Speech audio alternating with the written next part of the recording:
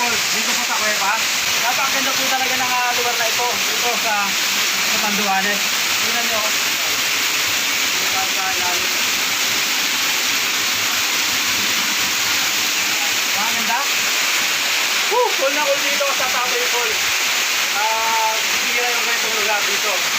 Ayan, what's up mga kabalagers at isang mapagpalang araw po sa inyo. So update muna po tayo sa lagay ng panahon ngayon dito sa Catanduanes.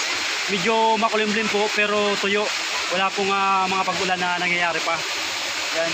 At dito nga po tayo sa Tatoy Falls, no? So lagi naman po ako nandito.